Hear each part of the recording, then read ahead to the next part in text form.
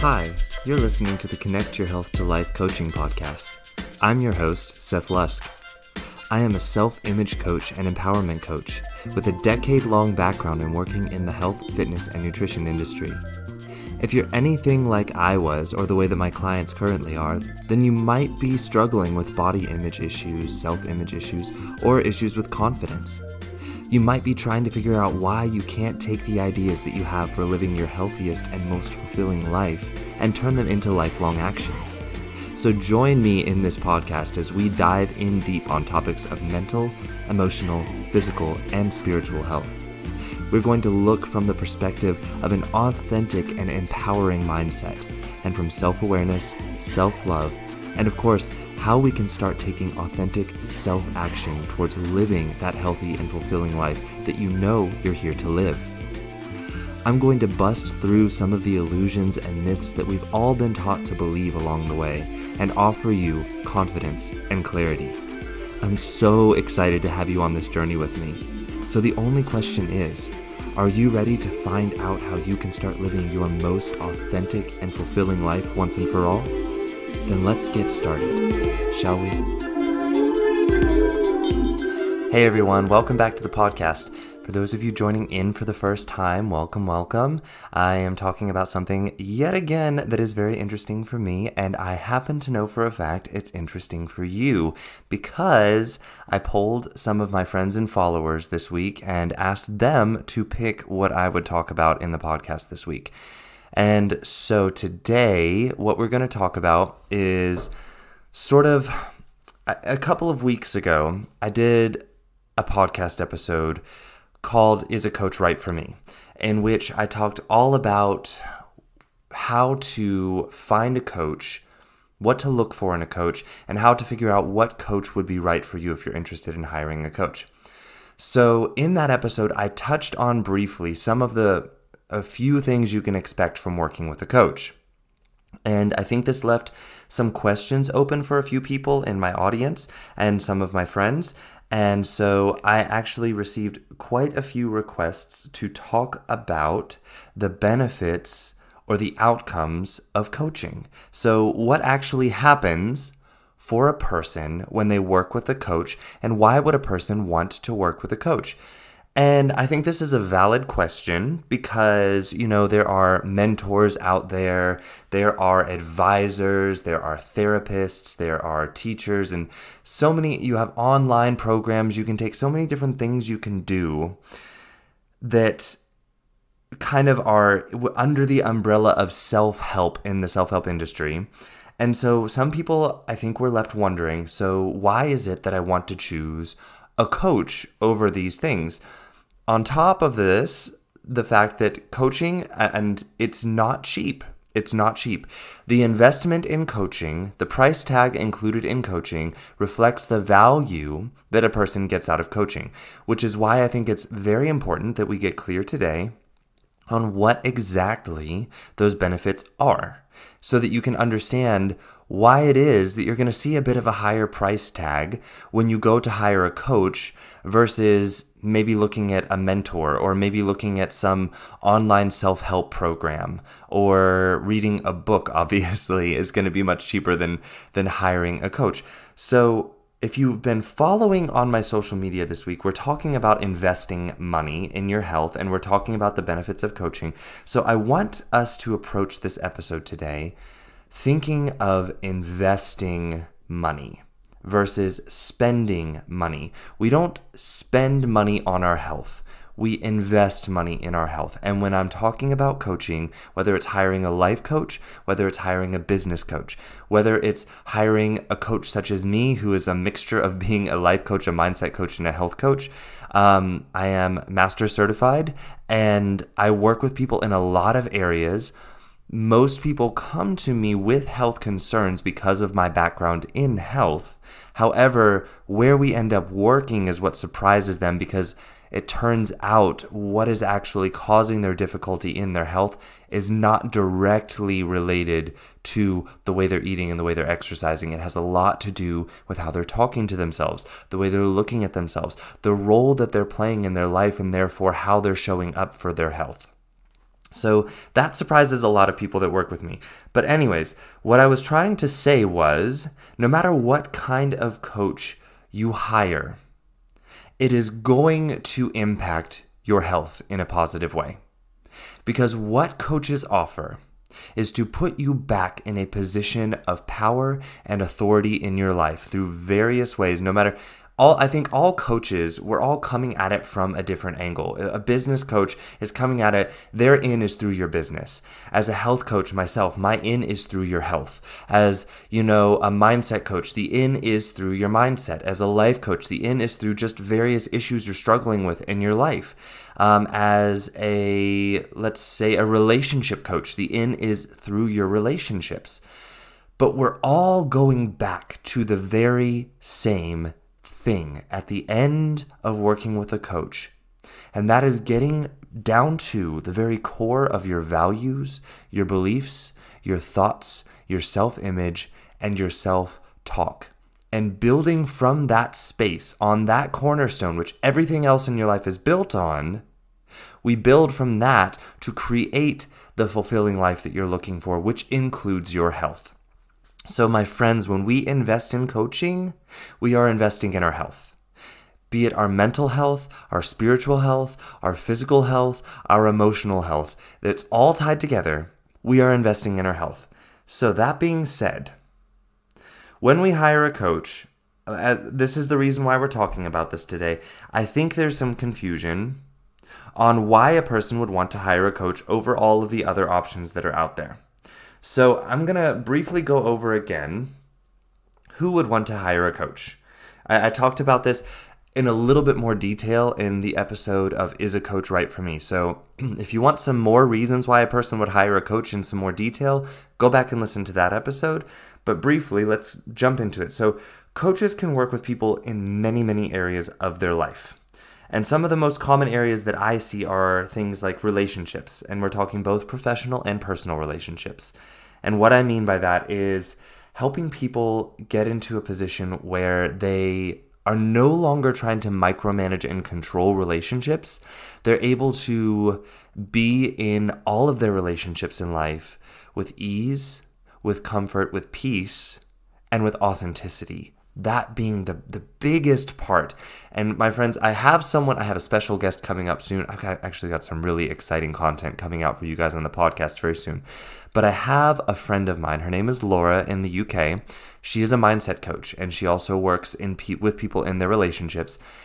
And we're going to talk all about authenticity and its importance in showing up in your life as well as in your relationships. So, that being said, when coaches work with people on their relationships, they work with them in many areas, as I mentioned, and I think one of the biggest ways in which we can improve our ability to be in relationships, and I know that sounds strange to say, but our ability to be in relationships is our ability to be authentic in those relationships.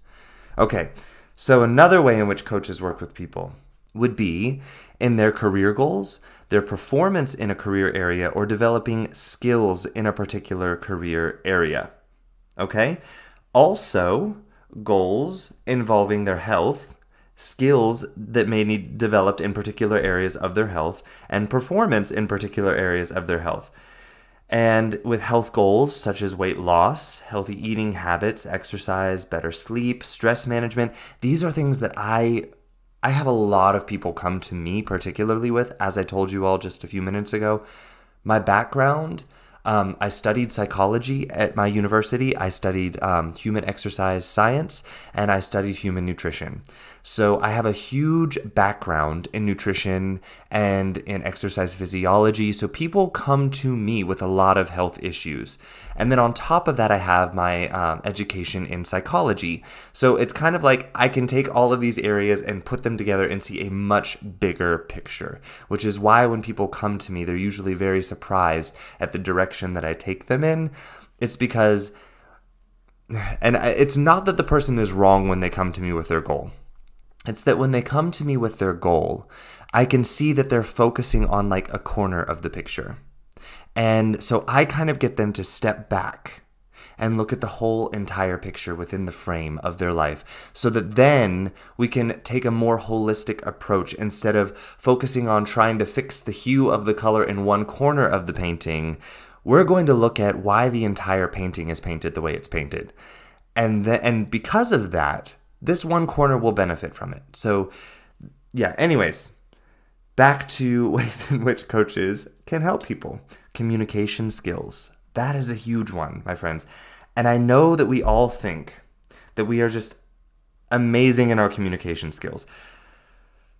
I particularly think I'm quite great in my communication skills. However, what I have learned is that the more I study and work with people on communication, the more I recognize the limitations of human language and how much it is so important that we constantly evaluate and reevaluate the performance of our communication skills. And I want to say, I don't care if you have an F.N. Ph.D. in communication skills, there is always room to grow in communication until the day that you take your last breath in this physical body on this earth. Communication skills is something you want to always be looking at and working on. There is never an arrival time in which you can just say, I've worked on my communication, I'm done with that, good there. It's never going to happen. Always working on them, my friends. So communication skills is a powerful way in which coaches can help a person to learn to clearly communicate their needs, as well as working on areas such as public speaking and being able to deliver clear and concise messages with intention and confidence. And this is also related to career. This is a skill that we can develop in helping us with our career for all of my politicians out there, for all of my other light workers out there, people that are influencers and creators out there that are there to deliver a message to the world. Your communication skills are so essential to your job. Okay, so communication skills. Another way in which coaches can help people would be in debt. And what I mean by that is being able to manage debt, being able to pay it off, and to be able to do so with a confident and yet also motivating plan of action that relieves the person of the fear and stress of this impending doom that is associated with having debts. So coaches work with people on this, and there are coaches that specialize in debt solutions, but also just working with a life coach or a mindset coach can help to create a plan that is authentic for you to look at your debt and work through it and pay it off. So, debt. Big one that I see people hiring coaches to work on them with. All right.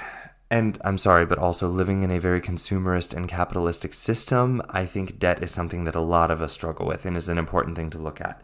So the next area that people go to coaches for is help with their spirituality. And I know some of you out there cringe when you hear this because you think automatically of religion. And spirituality and religion are not mutually exclusive terms. I want to be very clear on that. Spirituality and religion are not mutually exclusive terms. One does not require the other in order for the other to exist. I don't need to participate in a particular religion to be deeply spiritual. And actually, I don't. I don't affiliate myself with a religion. However, I am a very deeply spiritual person. I do believe in a higher power, and that's between me and my higher power. What I call it, how I look at it, how I communicate with this higher power, that's between me and my higher power and those interested in hearing about it. But when we talk about spirituality, spirituality is something much bigger than religion. It's being able to have faith in something, a system, an energy, a plan that is unique to you, but yet it is also bigger than you. And why this is so important is because there are times in life where things just don't make sense, and they're not supposed to. They're not supposed to. I'm going to say that again.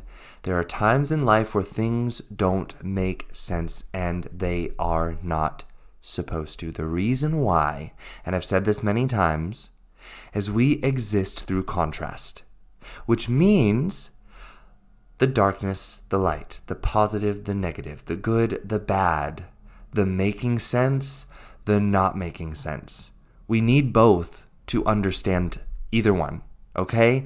So there are going to be times in life in which things don't make sense. And that belief in a bigger plan allows us to move into openness and acceptance, not resignation. That's something totally different, but allows us to move into openness and acceptance of the fact that, you know what? I don't get this right now, but I don't have to know that there's a bigger plan at work here, and I want to be part of that plan. So I'm just going to pay attention to what I do have control over here and how what is happening, I can make it work for me in my life. Okay? So spirituality is a big way in which coaches can help people to develop a sense of power, meaning, authenticity, and forward movement in their life when things seem to just evade or elude their ability to understand. And it allows the person to just move into, it's okay that it doesn't make sense right now, and I'm going to keep taking steps forward anyways. All right, so what a coach offers to a client and why is it so powerful? This is the next thing I want to look at. So one of the big things that a coach offers, and this is something that I think is very different than many of the other options out there involving self-help, such as going to therapy, such as hiring a mentor, such as hiring a specialist, such as going to a doctor, is that coaches offer a safe space of non-judgment. And this is not to say that therapists can't do the same thing, or that mentors can't do the same thing, but it's not their main hat that they wear. One of the biggest jobs of a coach is to be able to hold a space of non-judgment. And I know for a lot of us out there, because we live in a comparison and judgmental culture, that understanding what is a space of non-judgment can seem so vague and confusing. So the best way I can describe this is that a space of non-judgment is a space in which it's not that judgment isn't present, but we don't respond to the judgment. The judgment is just there and we observe it. We allow it and we look at what is going on without allowing that judgment to be part of the decision-making process in the response to what is going on. And what I mean by that is this. So if a client were to come to me and tell me, say they are having thoughts about killing someone. Let's say having thoughts about killing someone. I don't agree with killing people. I'm fairly certain that most people on this planet also have some sense of moral judgment surrounding killing people in which they ultimately know this isn't the best solution. And I know people are going to automatically go to serial killers. I love it when people go to extremes because I could dive into this and talk to you all for days about that. We're not going to go there this morning. But, so killing people. Now, if someone were to talk to me about the desire to kill someone, obviously my immediate reaction is for a red flag to go up and be like, oh, no, you don't want to kill people. But here's the thing. If I slip into that space of judgment of the idea of wanting to kill someone, then guess what we miss out on? We miss out on understanding why that thought is there in the first place. And without understanding the reason why, we miss out on figuring out how to not recreate it if we're wanting to not recreate that idea in life over and over again or respond to it over and over again.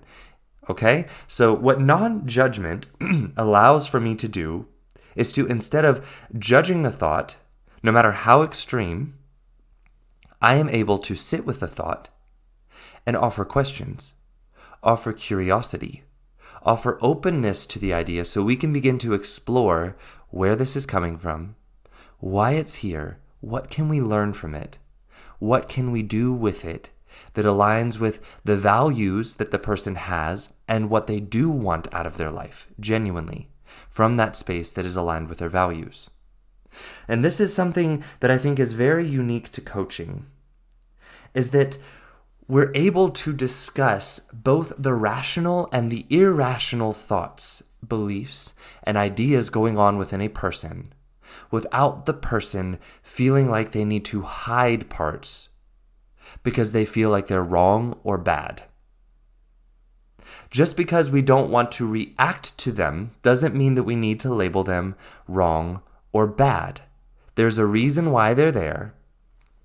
And by immediately dismissing them as bad or wrong, we miss out on discovering that reason why, which is a huge part of moving through that thought and finding the real and genuine desire that is aligned with our values on the other side of the thought. When we resist the idea of the thought and label it as wrong, we don't explore it with openness. We don't explore it with curiosity. We don't get to the powerful why on the other side. And I know that a lot of people think, well, the why is just an excuse.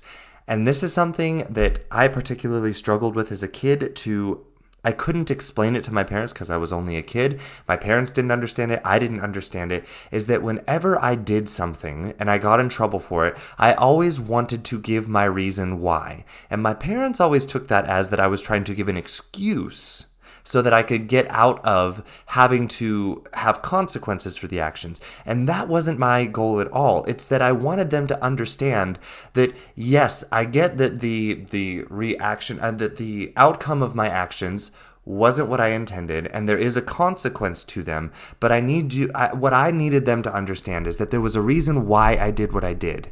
And it wasn't malicious, it wasn't bad, it wasn't that I wanted to hurt someone or disobey them or disrespect them. It's that I had a thought going on in my head, and I followed it. And I needed them to understand that thought so that they understood I'm not a bad person. So this is why we want to get to the reason why behind something, behind a thought, behind an idea, even behind an action. It's not to escape consequence. It's not to create an excuse.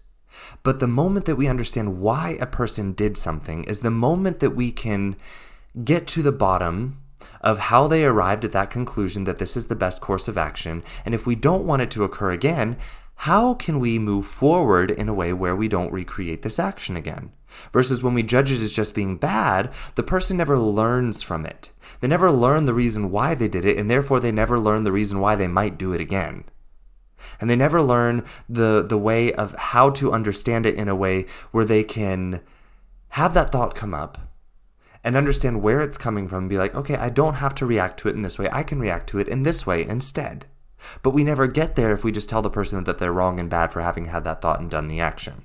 So, this is why non-judgment is a powerful tool that coaches offer their clients that is so important in the growth process. And I know it's hard for a lot of us to understand and get our minds around.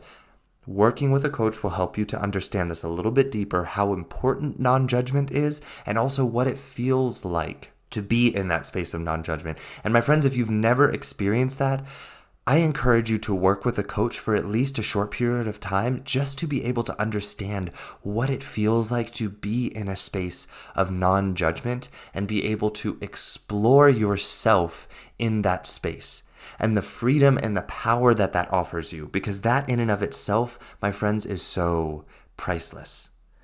Okay, so the next thing that I want to talk about is that coaches offer powerful conversations and questions to their clients. And what I mean by this is that coaches are trained to be able to hear a story that a client gives them, and of course hold that space of non-judgment, and then offer a perspective that will powerfully question the foundation of the original story. Not in a way of your story is wrong, but in a way of opening the person up to recognizing that it is simply a story. It's just a story. And that there are other stories that exist that could be just as true. And that the person has power in choosing their story surrounding the circumstance that they've created the story around. Okay, so that's another thing that coaches offer clients. Another thing that working with a coach offers to the client is a space in which clients can consider ideas with confidence and then decide for themselves which ideas they want to keep authentically for them and why. Okay? So this is another powerful way in which the conversations, the powerful questions, the space of non-judgment, it provides the person with the ability to authentically approach ideas and choose for themselves, based on their values and their genuine beliefs, which ideas they want to keep, which ones they don't. And again, this helps a person arrive at the reason why they have the beliefs that they have, but also why they want to keep certain beliefs around or adopt certain beliefs. And remember, the why, again, is one of the most powerful areas in which coaching shines. When we offer non-judgment, when we open ourselves up to curiosity and powerful questions and authenticity, we get to the why. And the why is another thing that coaches offer their clients that's huge, and it's a very powerful tool. And as I said, it not only helps us to clarify the why of the past, but it helps us to clarify the why of our future, why we are going to do things the way we plan on doing them from here on. Okay, so another thing that coaches provide for their clients is a safe space in which to release resistance to the reality of their life. And this resistance keeps the client from seeing the truth in what is really going on in their life. And what I mean by resistance is that a lot of us, when we're not taught our emotional responsibility, we're not taught the fact that how we perceive a situation, a circumstance, when it is emotionally charged, is a story. It's not factual. The moment that a circumstance becomes emotionally charged, thoughts and beliefs are involved, and thoughts and beliefs are always optional. I want to say that again. Thoughts and beliefs are always optional. Now, that is not to say that we cannot want to believe in certain thoughts and beliefs. But what is important is to recognize that we are never trapped by our thoughts and beliefs. They are always optional. Therefore, we always have the option to choose them again or to decide to keep the ones that we have around, and why. And why this is so important is because a lot of times clients of mine and of other coaches that I've talked to that work with clients in same areas of mine, they create these stories surrounding circumstances in their life in which they feel like they have to believe something about that circumstance. And what they have to believe about that circumstance causes them to resist a reality of the circumstance. So, say for instance, someone believes that if someone yells at them, that they don't love them. So, if someone yells at me, say I believe if someone yells at me, they don't love me. So, the reality is, this is not true. And so if I think that I have to believe when someone yells at me that they can't love me, then I do not allow myself to experience the reality of the fact that someone could yell at me and still love me, and that the reason why a person is yelling at me could be something completely different than what I am making it mean. So when I choose to think that I have to believe that someone yelling at me means that they don't love me, I miss out on a huge part of reality. I resist a part of reality that is true, and I don't allow myself to consider the untruth in my belief, and therefore the truth in what is actually going on, that the person just yelled at me, and that I don't have to make it mean that they don't love me.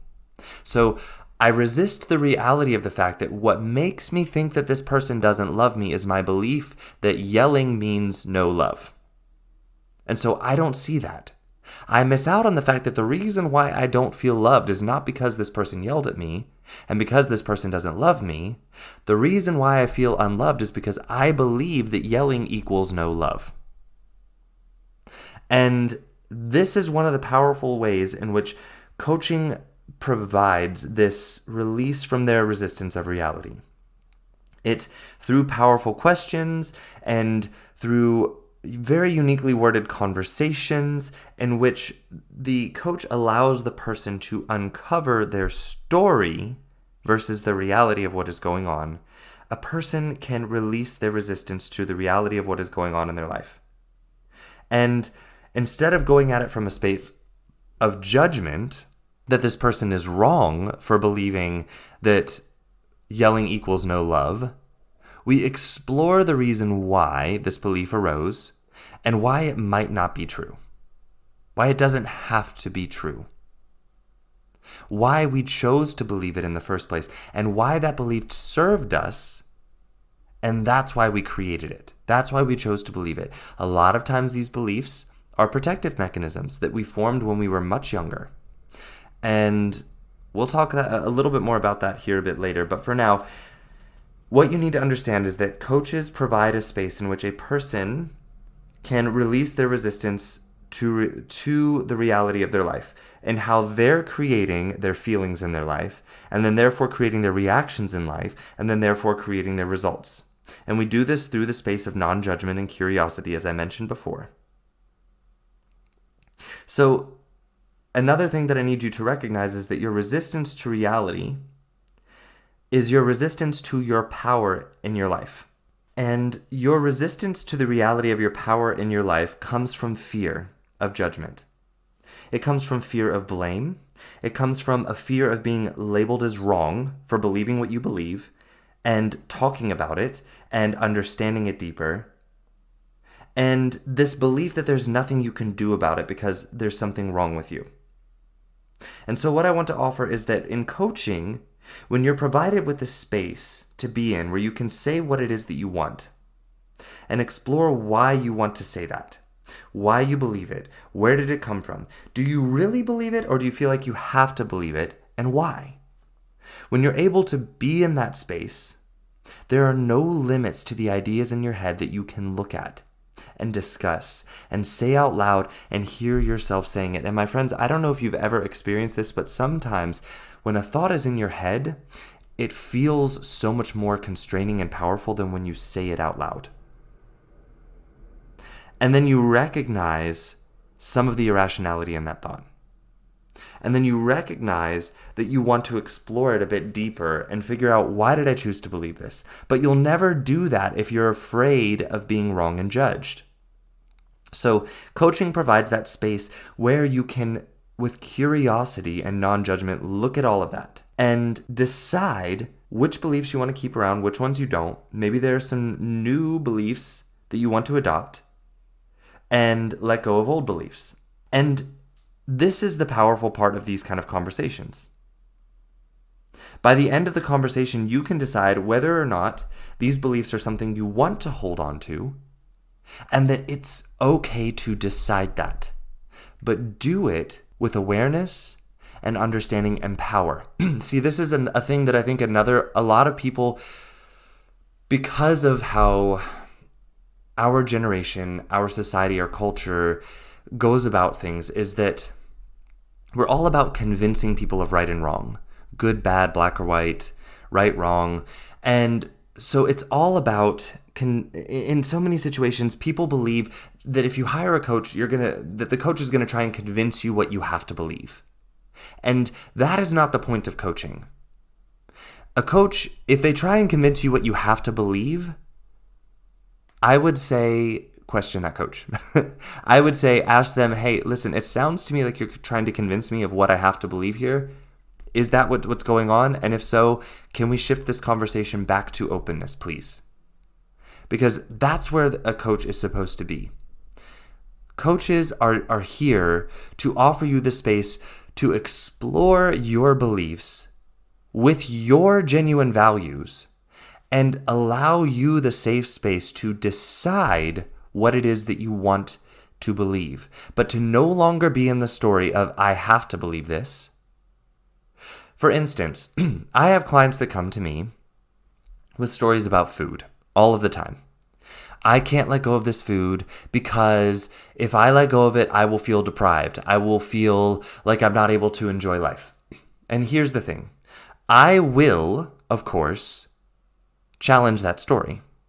But here's the thing. My goal is not for them to believe that they have to give up this food. My goal is for them to decide with power and say, instead of lying to themselves and saying, I have to have this food around, because if I don't have this food, I will feel this way. I want them to stop lying to themselves and say with trust and power, I want to believe this about this food. I am choosing to believe this about this food. I want to believe that this food makes me happy, even though it's causing these damages to my body. I want to keep eating this food, even though this is the consequence. And choose that belief. Instead of saying, I have to believe this, because they feel guilty about making that choice for themselves. And I know that sounds a bit crazy, because as a health coach, shouldn't I be telling people to eat all of the right foods, to be the healthiest that they can be? And I would love to see people make all of the best choices with their body, but here's the reality, my friends. Not all of us want to be bodybuilders. Not all of us want to live to be 100 years old. Not all of us want to look like we're 20 until we're 60. Not all of us want to be a size 2. Not all of us have the goal of looking one particular way. And here's where I think coaching shines above a lot of these other self-help solutions, is that in coaching, you get to decide that with genuineness and authenticity. If you want to choose that, I weigh a certain amount, it's affecting my blood pressure, I'm not the healthiest that my body could be, I could choose to stop eating these foods and lower my blood pressure and lower my weight. But to be honest, I don't feel like that's important for me. And so I'm going to make the decision that this is as healthy as I want to be in my life. And if I die at the age of 60 because of this, that is my decision. And my friends, it is not my job as a coach to convince a person otherwise, but it is my job as a coach to make them see that they have choice in this. And to no longer allow them to tell themselves the story of, I just can't give up this food. Bullcrap. You can, you don't want to, and that's okay. You don't have to. Now, if the person says, I want to live until I'm 100 years old. Okay, well, to live until you're 100 years old, we may want to lose some weight then. We may want to lower your blood pressure. We may want to look at your sugar intake because you have type 2 diabetes or you're insulin resistant and pre-diabetic. These are things we may want to look at.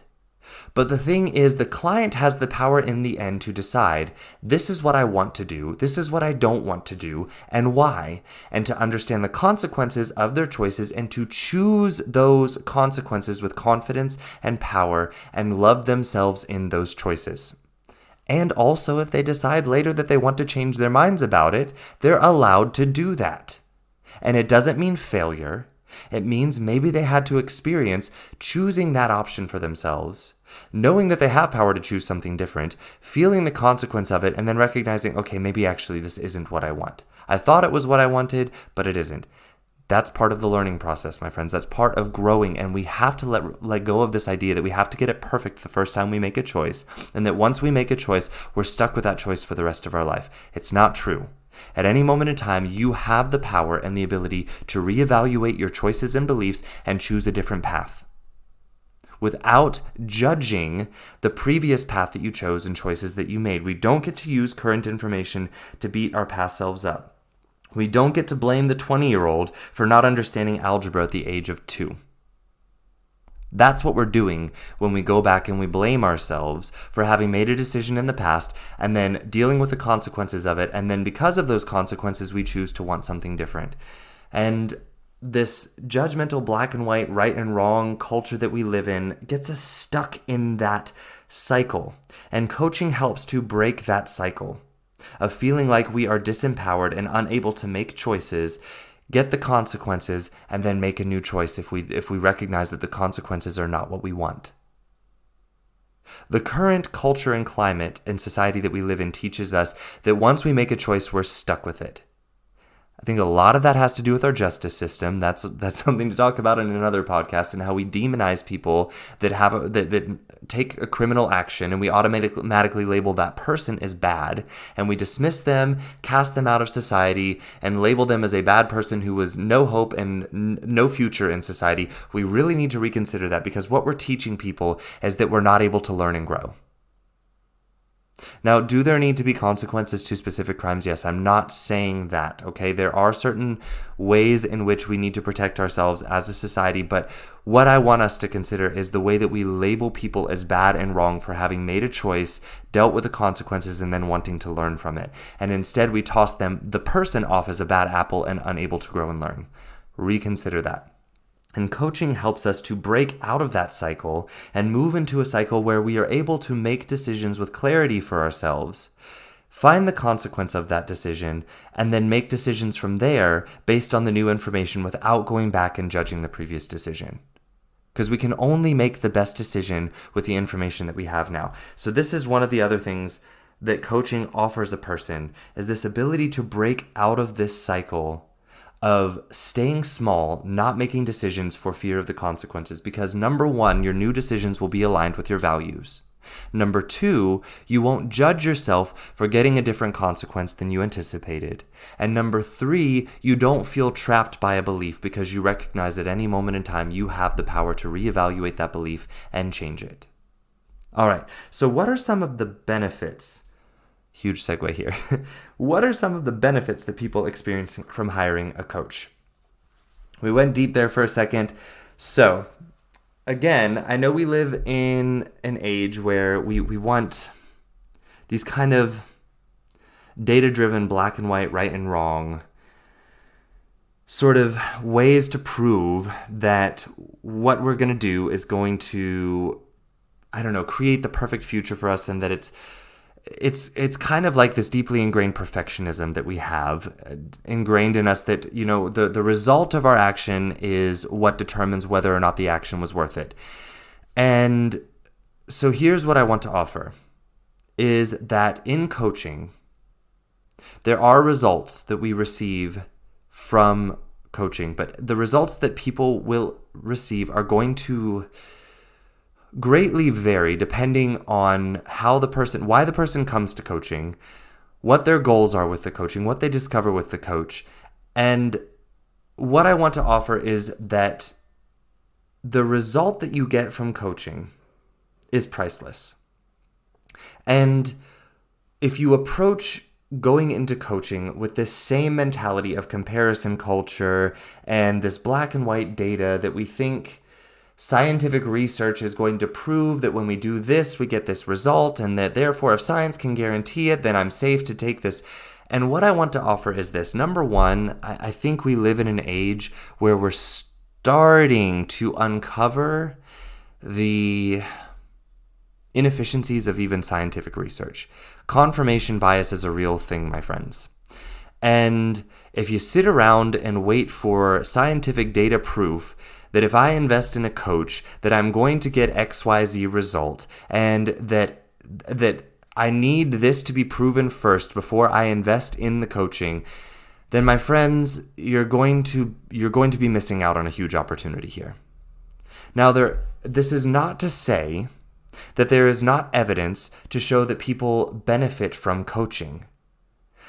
But because of the fact that the benefit of coaching comes from something internal, it's very difficult to put it into a quantitative result that scientific research can prove. And this is not to say that there aren't scientists out there trying to research the results of coaching, but coaching becomes this enigma in this area, in the fact that it questions or allows a person to question all beliefs and all understandings. And that's part of the power of coaching, and part of the result of coaching that liberates a person and allows them to become more intentional and powerful in their life, is that they don't feel confined by the current standards and beliefs. They feel able to question standards and beliefs and to create a path that is powerful and authentic for them forward.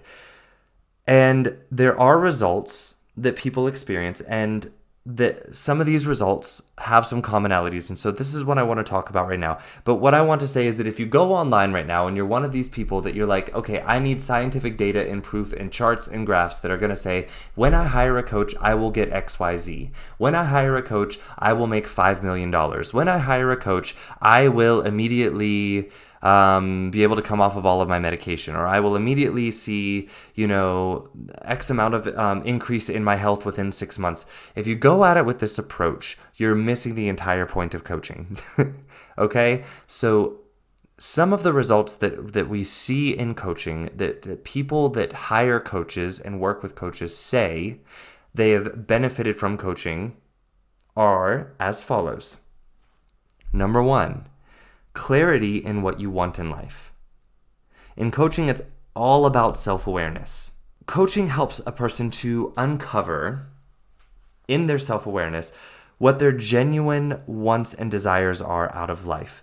And this scares a lot of people because a lot of us have such a negative view of humans. We're so judgmental of humans that we are almost afraid to know our true desires because we think that our true desires are broken and lazy because we think we are broken and lazy. And we're not.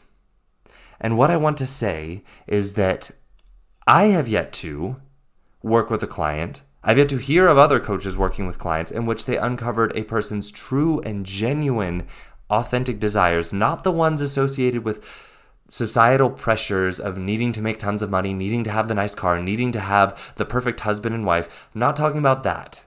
I'm talking when we get down to the essence of the true desires of what a person wants in their life. I've yet to uncover a desire in a person's life that wasn't surrounded by the idea that they wanted to leave the world a better place than how they entered it. That they didn't want, that their genuine desires weren't desires where they wanted to contribute to the world in a positive way. So, my friends, if you're afraid of looking at your true desires and wants because you think that they will be some selfish, screwed up desire, what I want to say is I've yet to uncover one of these when working with a client. I've yet to hear of a coach that uncovers these sort of desires. Now, at first, some of the desires that a person will come to me with sound a bit selfish, but when we get to the essence of what those desires are, truly what the person wants is something that's contributing to the world. So another thing that people benefit in is that they gain clarity in who they are. Again, this is about self-awareness. So it's not just getting clarity about what a person wants in life. They gain the clarity about what they want in life because they also understand the person that they actually are. And that it's not about the person that they are isn't their actions, it isn't their thoughts, it isn't their beliefs, it isn't their brain. It isn't this body that they have in this life. It isn't the job that they have and the titles that they have. They really get to know who they are at the core of their being. And what this does is it opens it up a person to being able to live more aligned with who they actually are. Because I think most of us, the reason why we're suffering is that we are living lives that are out of alignment with who we are. Because we don't know who we are. And coaching helps a person to discover that and start living as that person and start peeling away the layers of inauthentic roles that people have identified with throughout their whole entire life. Inauthentic beliefs that they've identified with their whole entire life, or inauthentic stories because they felt like these were what they had to believe about themselves. All right, so another thing that people gain from coaching is acceptance. And I want you to understand that acceptance is different than resignation. Resignation is saying this is how things are and this is how they will always be, might as well give up. Acceptance is about seeing the way that things are and truly how they are and accepting them as that way and then deciding from there, what can I do with this? What can I do? Resignation says, this is just the way it is, I should give up. Acceptance says, this is the way things are, but I still have power, so what can I do knowing this? All right, so acceptance is a powerful tool that people gain from working with coach. The next thing that people gain is direction. Because when we become clear on who we are and true acceptance, not resignation, we also gain direction and where we want to go with who we genuinely are. We're less easily persuaded to change our path due to a societal pressure, due to something that someone said. And when we do change our path, it is because of our genuine desires, our genuine beliefs, our authentic goals, and understanding ourselves. Okay? So another thing that people gain is they gain a thing called supportive accountability. And what supportive accountability is this. And I think the best way I can describe this is if we look at what a lot of us associate with accountability. If you've ever had a friend hold you accountable, a lot of times when we have an accountability partner, we're using fear, shame, and guilt as a way to get a person to stay accountable to their goals. And what I mean by this is if you have an accountability partner and you start having these urges to want to quote unquote fall off the wagon, your accountability partner may start doing things like making you feel ashamed for having that thought or that belief or that urge to fall off the wagon. They might remind you of how bad you feel about yourself as a person if you do it, and what it makes you as a person, and how bad that person is. Or if you do it, they might be like, why would you do that? Now look at what you did. Now you've got to start all over, and you're better than this. And, they use fear, guilt, and shame to try and scare a person to stay on their course. And where this differs from supportive accountability is that with supportive accountability, it's not about resisting the urges. It's not about resisting the reality of maybe giving into an urge. With supportive accountability, we go again into that space of non-judgment and we ask the reason why. Why is this urge here, do you think? Why do you think right now, when our goal is to do this, and we know that this urge, if we give into it, is going to make it harder for us to get to that goal? So if we know that, why do you think this urge is here? What is it here to teach us? What can we learn from having this urge and allowing it to be there? And when we do this, we take away the urge's power. The urge no longer becomes this thing we need to resist. It becomes something we can become curious about. Like, I wonder what it's here to teach me. What does it want to show me about what I'm believing right now in my journey towards my goal? That's supportive accountability. Also, if a person gives into an urge, instead of being like, oh, now you've got to start all over again, you don't want to do that again, remember this, because next time this happens, you need... And inevitably, when we do this sort of resistive accountability, both the accountability partner and the person being held accountable end up getting frustrated, and inevitably, it fails. The system fails. Every time. Sometimes it goes on for a year, sometimes it goes on for multiple years, but inevitably it fails because when we use fear, judgment, and shame to hold a person accountable, we're using resistance. And we can only use willpower for so long if we don't explore with curiosity the reasons why we have the urges, the reasons why we want to give in to them. And I know that sounds crazy. Why would we want to explore why we want to give in to them? We don't want to give in to them. I listened to a podcast recently, and I thought there was this really powerful message. This man went to a shaman in India because he was dying of a disease, and he wanted to be healed because he knew that these shamans could heal him from this disease. And he went to the shaman, sick, and asked the shaman to heal him, and please, he was like, I don't want to die. And the shaman looked at the man and said, I want you to tell me 10 reasons why you want to die. And the man said, no, I think you misunderstand. I don't want to die. I don't want to die. The shaman looked at the man and said, until you can tell me the reason why you want to die, you will inevitably die from this. And there was so much power in that statement. And I know that may seem confusing for you. But it goes back to what I was talking about earlier when I said something about non-judgment, when I was talking about non-judgment and exploring the reason why. The longer we are resistant to an urge, we don't understand why we want it. Why is it there? We're not bad, broken, screwed up people. An urge comes simply from a belief or a thought. So if it's still there, then it's trying to direct us to see that belief or thought.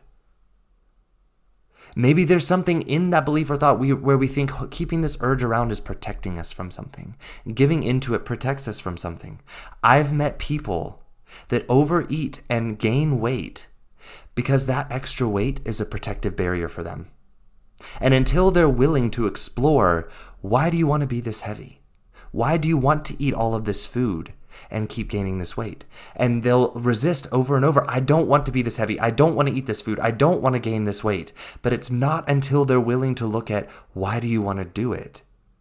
Why do you want to do it?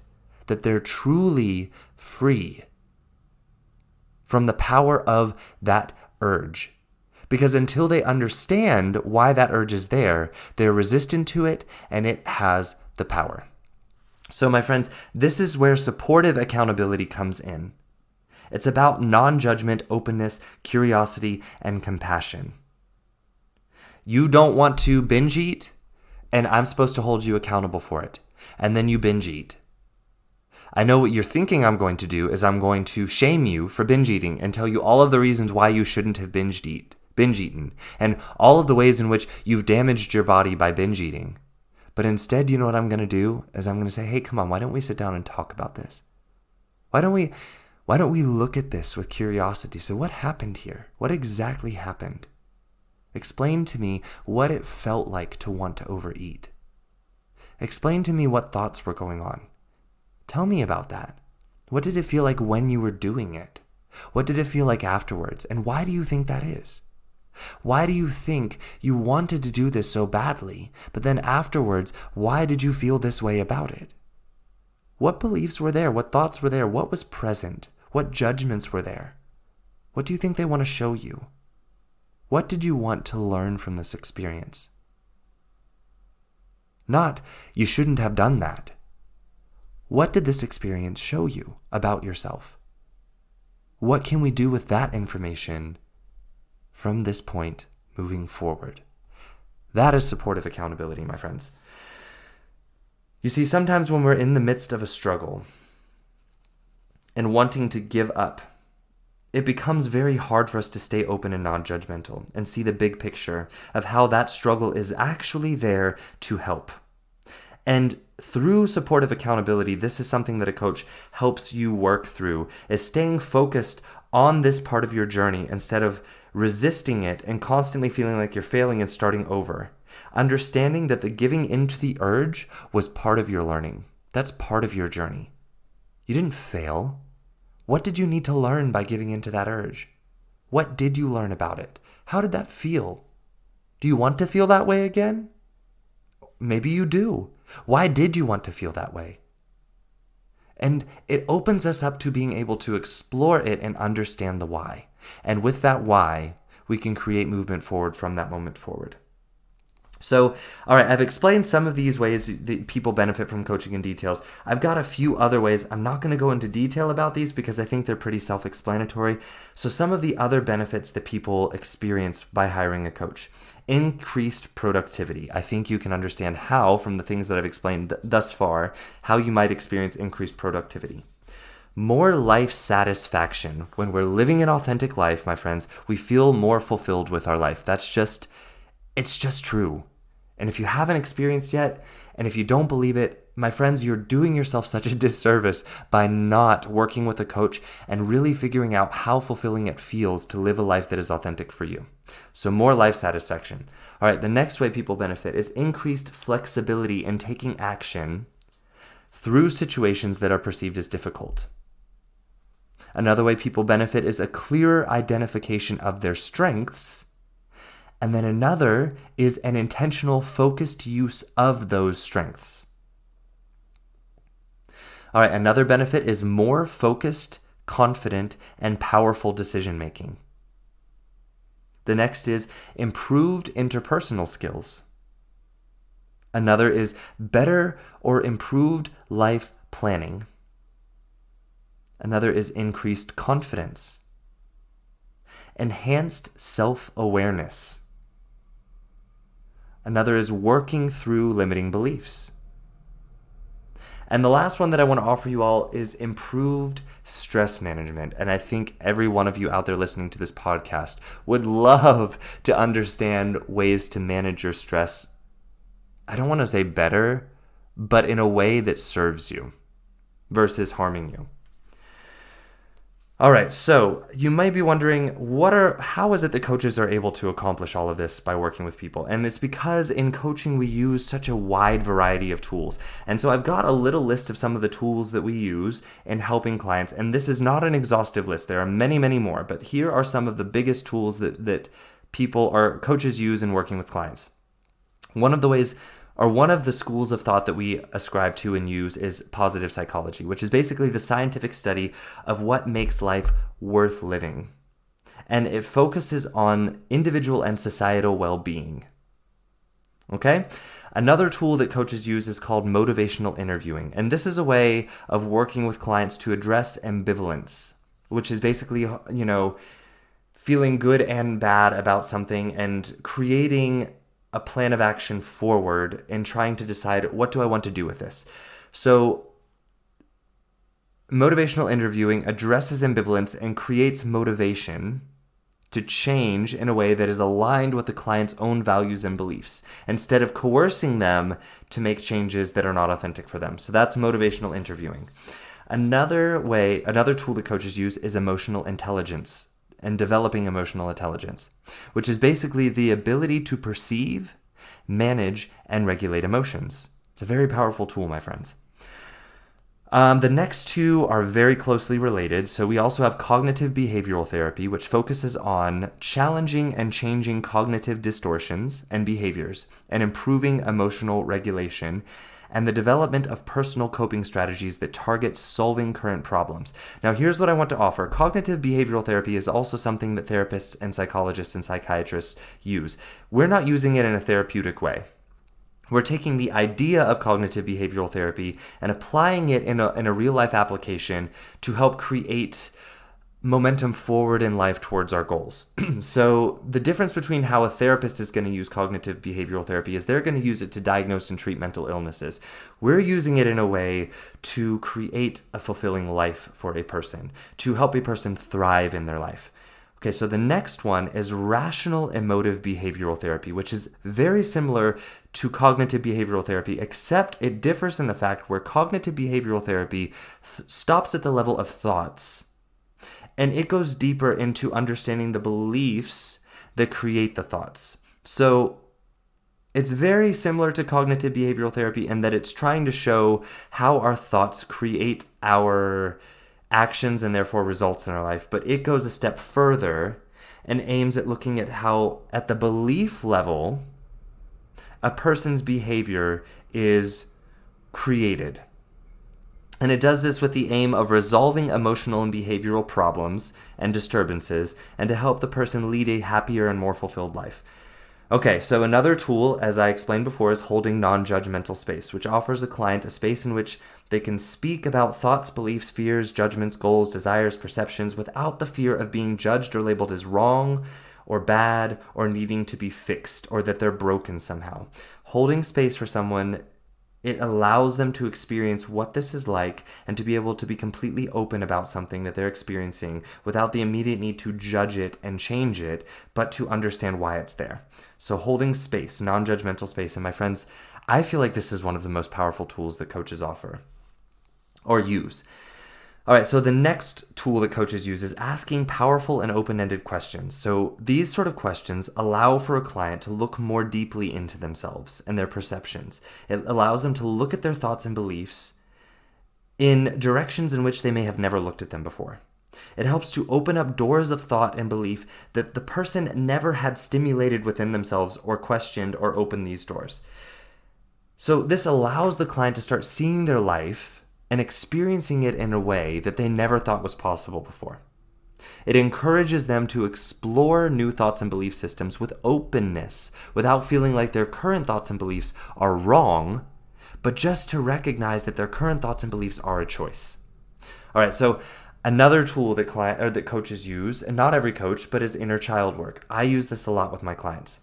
And what this does is it allows us to go back and look at our social programming that we've received since our birth, with our parents, with society, with teachers, with other adult figures in our life. It allows us to explore the sort of beliefs we have about ourselves and the world that we accepted from childhood, and some of the wounds and damages and parts of us that we've rejected because of these beliefs that we've never explored, because we were never shown that we have the power to go back, look at these beliefs, heal those wounds, and change them.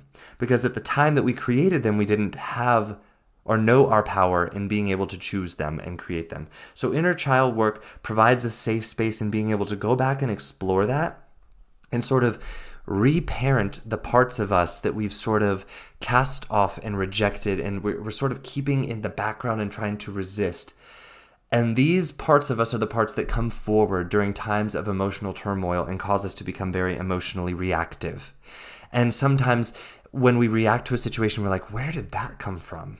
It doesn't make any sense with what's actually going on in my life right now.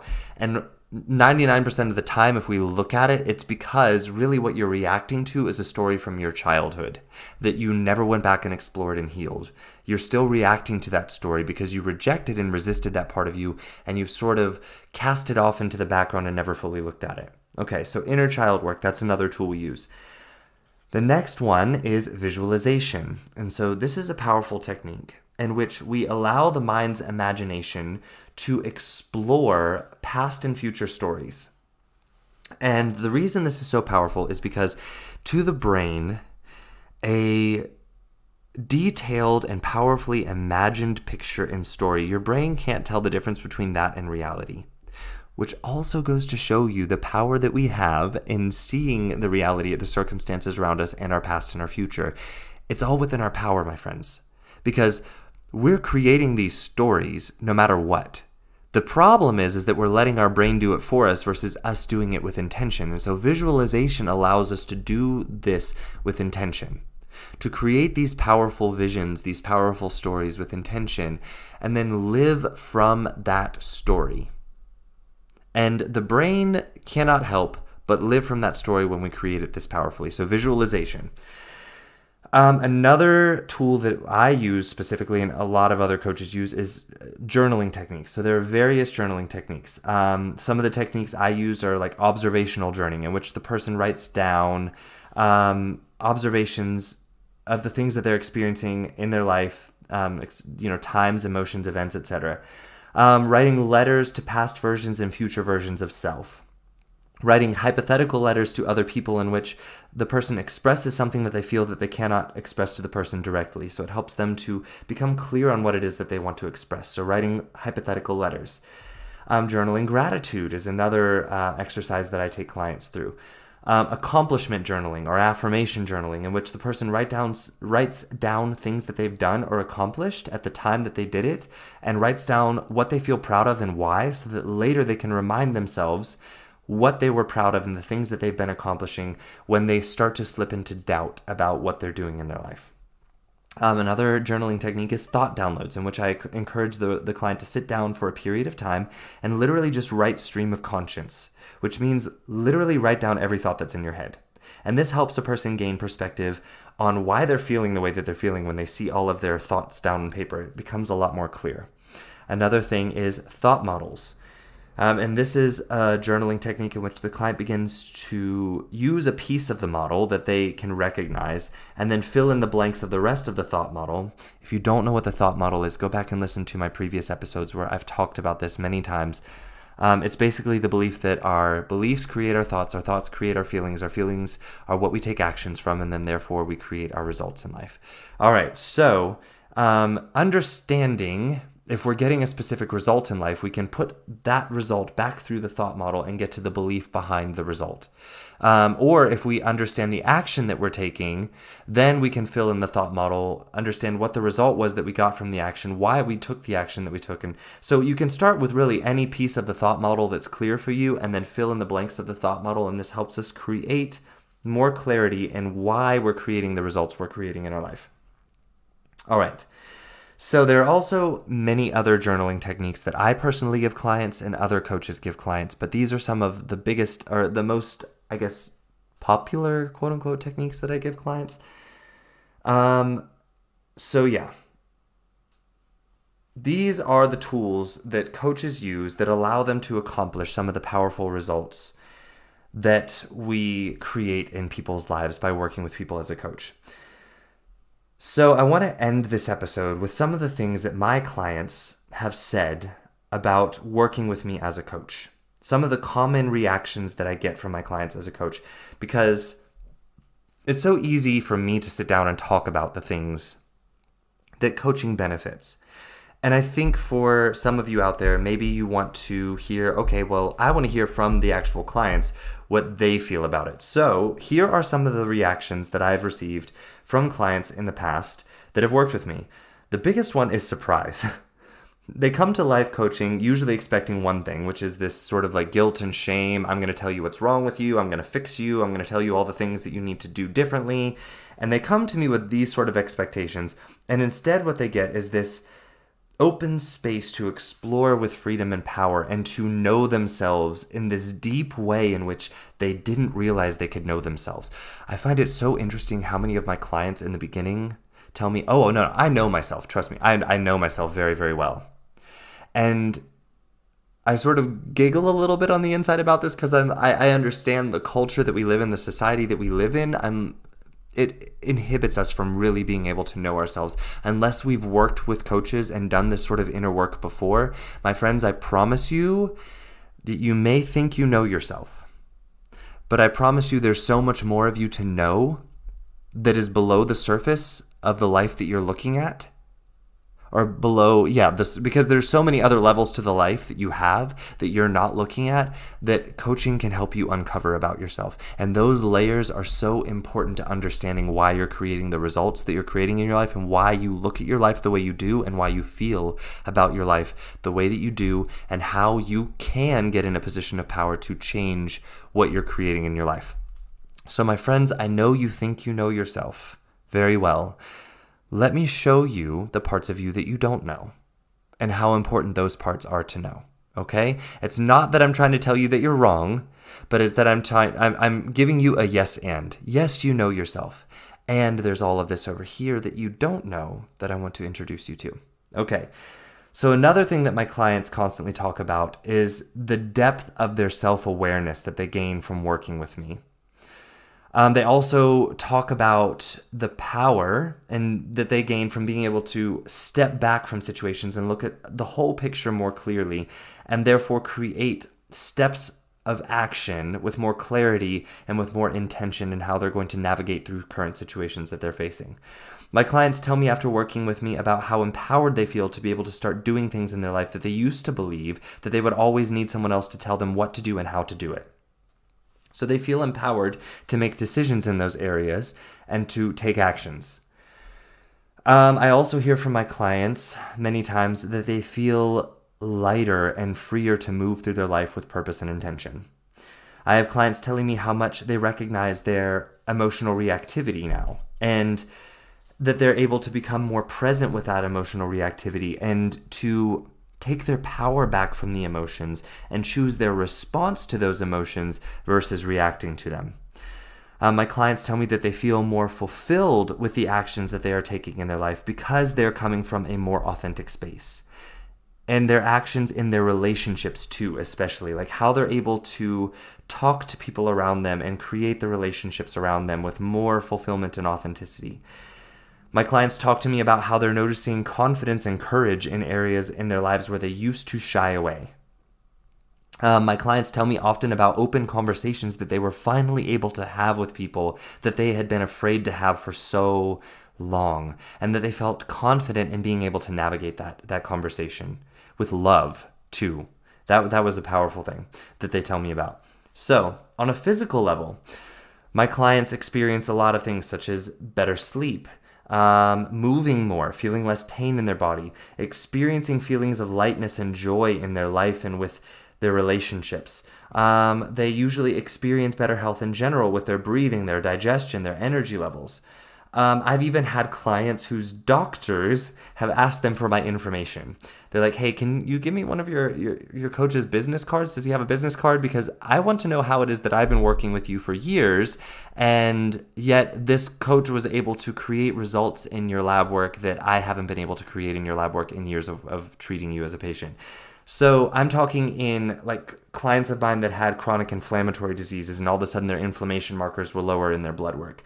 I'm talking diabetic patients being able to come off of insulin. I'm talking people with blood cholesterol issues being able to come off of statins. I'm talking about people with blood pressure issues coming off of their blood pressure medications. And their doctors being like, how was this coach able to accomplish this with you when I've been treating you for these diseases for 10 years and was unable to get you off of these medications? So that to me speaks volumes for the power of coaching work. And the fact that these people were going to specialists and spending hundreds and hundreds and hundreds of dollars on medications and doctor's visits and blood work and lab work for these diseases.